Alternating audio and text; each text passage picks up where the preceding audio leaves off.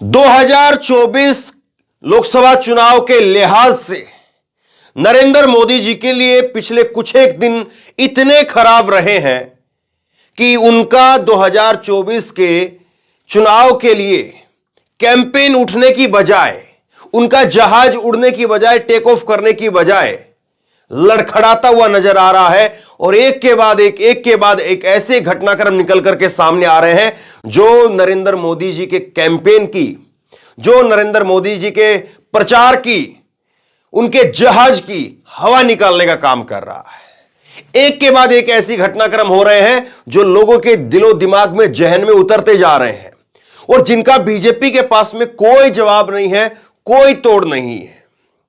कई ऐसे घटनाक्रम हुए हैं अभी हाल के दौरान और इन्हीं पर एक एक करके मैं आपके सामने चर्चा करूंगा और इन्हीं पर एक एक करके इन मुद्दों को आपके सामने मैं लेकर के आऊंगा। और आप देखिए कि कैसे ये मुद्दे नरेंद्र मोदी जी के लिए एक बहुत बड़ा झटका साबित होने जा रहे हैं। सबसे पहले इलेक्टोरल बॉन्ड का मुद्दा और उसके बाद में हाल के अंदर चुनाव आयुक्त का इस्तीफा। ये दो बड़े ऐसे मुद्दे, ज्वलंत मुद्दे निकल करके आए हैं जो सीधे लोगों के दिलो दिमाग तक पहुंच गए हैं और वहां पर जाकर के पिन कर दिए गए हैं। लोगों के दिलो दिमाग में पिन हो गए हैं कि अब नरेंद्र मोदी जी आखिरकार इस पर क्या बोलेंगे। लेकिन इलेक्टोरल बॉन्ड पर जो फैसला आया था 12 फरवरी को, 12 फरवरी से कल और परसों का दिन, एक महीना बीत जाएगा। नरेंद्र मोदी अभी तक हर रैली में जाकर के सब कुछ बोल रहे हैं लेकिन चू नहीं कर पाए हैं इस मुद्दे को लेकर के। एक महीने से नरेंद्र मोदी इस पूरे मुद्दे को लेकर के चुप है। लेकिन यह मुद्दा शांत भी नहीं हुआ था कि इससे पहले एक और नया मुद्दा आकर के खड़ा हो गया और वह मुद्दा आकर के खड़ा हो गया नरेंद्र मोदी जी के सामने चुनाव आयुक्त की इस्तीफे का मुद्दा। अब यह चुनाव आयुक्त का इस्तीफे का मुद्दा बड़ा भयंकर है और इसमें कई ऐसे पॉइंट हैं जो सीधे तौर पर नरेंद्र मोदी सरकार को कटघरे में खड़ा करते हैं। मैं आपको एक एक करके डिटेल में दोनों मुद्दों के ऊपर खास तौर से, छोड़ दीजिए महंगाई, बेरोजगारी और लोगों की किस तरह की हालत है, महिलाओं की क्या हालत है, बेरोजगारों का पेपर लीक कैसे हो रहे हैं, ये सारे दावे वादे जो हैं और लोगों की परेशानियां हैं, वो सब कुछ तो चल ही रहा है, लगातार चल रहा है। लेकिन ये दो ऐसे मुद्दे आकर के एकदम से नरेंद्र मोदी के सामने पहाड़ जैसे खड़े हो गए हैं जो उनको बहुत परेशान कर रहे हैं। एसबीआई क्यों आखिरकार इलेक्टोरल बॉन्ड का हिसाब किताब ब्यौरा वो नहीं सौंप रहा है। यह बात गांव देहात तक पहुंच चुकी है, यह बात लोगों तक पहुंच चुकी है और खास तौर पर एसबीआई इलेक्टोरल बॉन्ड के मुद्दे पर गांव के लोग और शहरी लोग, गांव का वोटर और शहरी वोटर दोनों एक ही बात कर रहे हैं। दोनों के अंदर अब एक ही चर्चा हो रही है कि क्या भला है कि नरेंद्र मोदी जी इस पर बोल नहीं पा रहे हैं। ये क्या भला है कि सरकार इस पर बता नहीं पा रही है, हिसाब किताब दे नहीं पा रही है। जो कह रहे थे कि पाई पाई का हिसाब दूंगा, पाई पाई का हिसाब लूंगा, लेकिन इलेक्टोरल बॉन्ड का अभी ताजा मामला और अभी करीब करीब 5 साल का जो हिसाब किताब है वही सरकार अभी तक लोगों तक नहीं पहुंचा पा रही है, लोगों को नहीं बता पा रही है।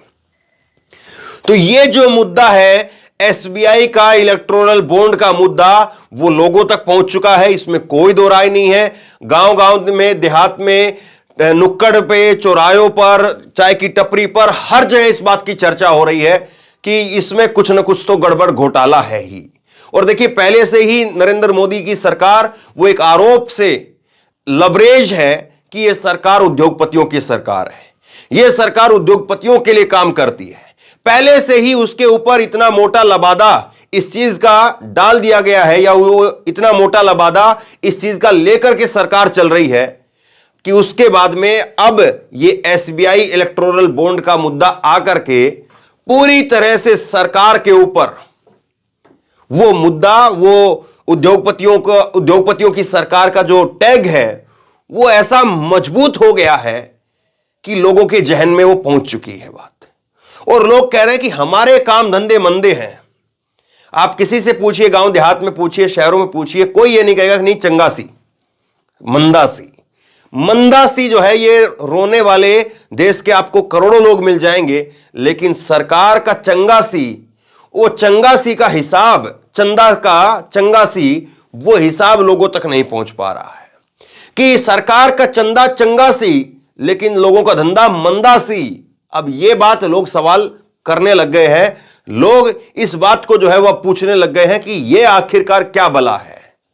सरकार का चंदा चंगासी और लोगों का धंधा मंदासी, ये सबसे बड़ा सवाल अब मोदी सरकार से लोग पूछ रहे हैं। सोशल मीडिया के जरिए इस बात को उठाया जा रहा है कि आखिरकार सरकार अभी तक इलेक्टोरल बॉन्ड का डाटा वो लोगों को क्यों नहीं बता रही है। क्या ऐसी बड़ी वजह है जिसकी वजह को जो वजह मोदी सरकार छिपाना चाह रही है। आखिरकार क्या ऐसा निकल करके सामने आ जाएगा जिससे सरकार की जो पूरी एक छवि बनाई गई, वो पूरी की पूरी छवि रातों रात धराशायी हो जाएगी। पूरी सरकार इस मुद्दे के ऊपर भरभरा जाएगी। तो ऐसा जो वजह है इसकी, वो अब लोग जानना चाह रहे हैं, लेकिन मोदी जी इस पर बोल नहीं रहे हैं। और जब जिस मुद्दे पर नहीं बोला जाता है तो लोग उस मुद्दे पर ज्यादा शक करते हैं, लोग उस मुद्दे पर ज्यादा सवाल करते हैं।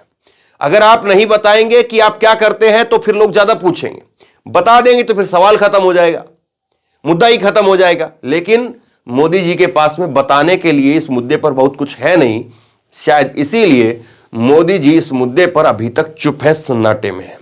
1 महीना बीत चुका है। अब दूसरा बड़ा सवाल कि आखिरकार कैसे रातों रात अचानक से चुनाव आयुक्त, इलेक्शन कमिश्नर अपना इस्तीफा सौंप देते हैं। ये वो इलेक्शन कमिश्नर हैं जिनकी नियुक्ति अपने आप में सवालों के घेरे में थी, और इनकी नियुक्ति ही इनके इस्तीफे के ऊपर सवाल खड़े कर रही है। अब लोगों तक यह बात भी पहुंच गई है कि इनकी नियुक्ति हुई तब फटाफट इनकी नियुक्ति हो गई। 18 नवंबर को वीआरएस देते हैं, ये वीआरएस लेते हैं, और 18 नवंबर को वीआरएस लेकर के रिटायरमेंट होकर के 19 नवंबर 2022 को अगले ही दिन इनको चुनाव आयुक्त नियुक्त कर दिया जाता है, और उसके 2 दिन बाद में 21 तारीख को यह पद संभाल लेते हैं।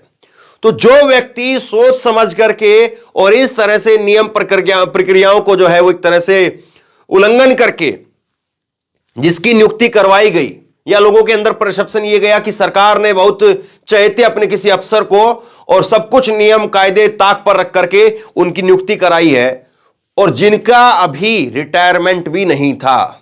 यह बड़ा मुद्दा है कि चलिए मान लीजिए कि जिनकी 2 महीने 4 महीने 6 महीने बचा हुआ था तो चलिए खत्म कर देते वो बात को, तो कोई बड़ी बात नहीं है।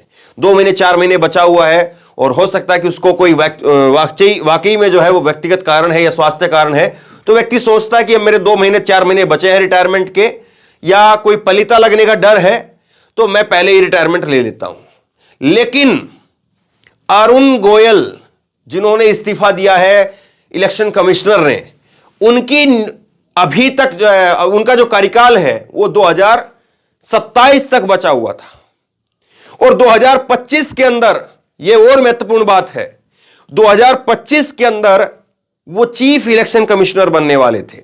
राजीव कुमार जो इस वक्त में चीफ इलेक्शन कमिश्नर है, और केवल अब वही बच गए हैं। जैसे शोले फिल्म में डायलॉग था ना, कितने आदमी थे, तो आदमी 3 थे, लेकिन उसके बाद में आदमी 2 रह गए, और अब इसके बाद में आदमी 1 ही रह गया। तो कितने आदमी थे? आदमी 3 थे साहब, लेकिन 2 रह गए, और 2 में से अब 1 रह गया। यह सवाल अब लोग पूछेंगे कि यह कैसे हो गया।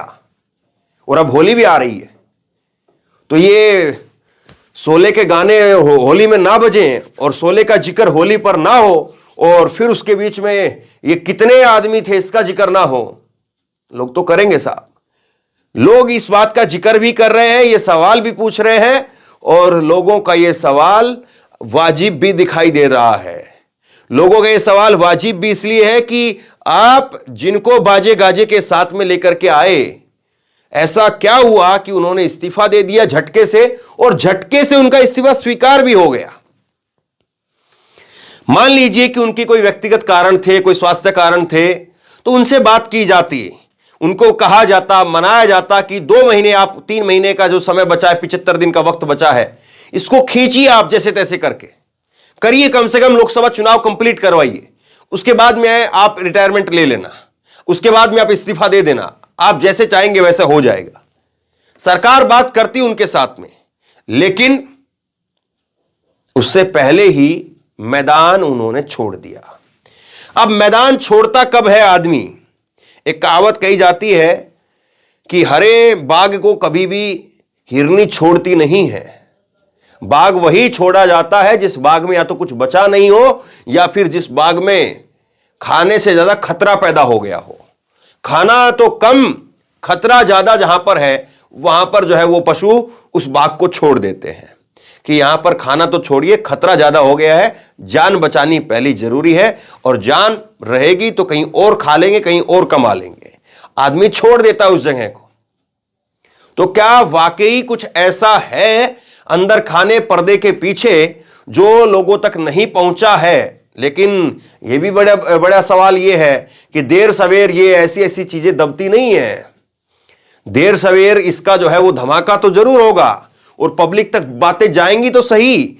और अगर इन 75 दिनों के अंदर, अगले 75 दिनों के अंदर ये चीज लोगों के सामने खुल करके सामने आ गई, लोगों के सामने ये चीज पहुंच गई कि क्या वजह थी जिसकी वजह से ये इस्तीफा उनको देना पड़ा।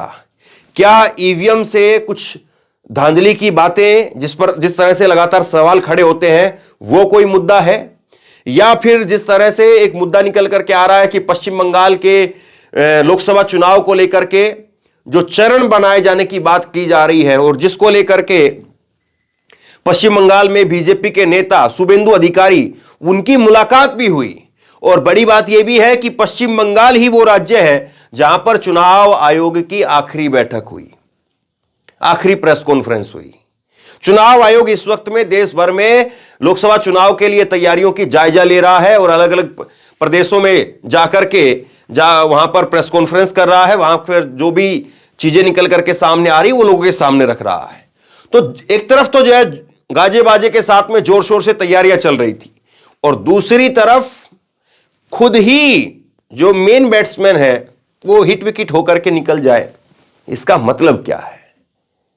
क्या उसको पता चल गया है बैट्समैन को कि सामने से स्ट्राइक पर जो खड़ा है वो तुमको रन आउट करवाने के प्लान बना चुका है, और इसीलिए अपनी इज्जत बचाने के लिए पहले ही हिट विकेट होकर के चला जाना अच्छा है? या ये पता है कि सब कुछ जो किया धरा है वो तुम्हारे सिर पर उसका ठीकरा फूटना है? तो क्या ये वजह है?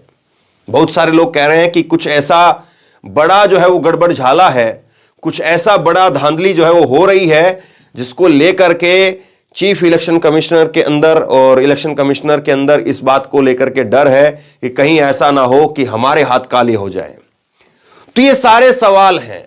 इन सारे सवालों को आप इकट्ठा करके देखेंगे, और मैंने फिर कहा, पहले कहा कि बेरोजगारी, महंगाई, मोदी जी को 100 रुपए सिलेंडर पर कम करना पड़ा क्योंकि पता है ये सिलेंडर जो है चस्पा हो गया है।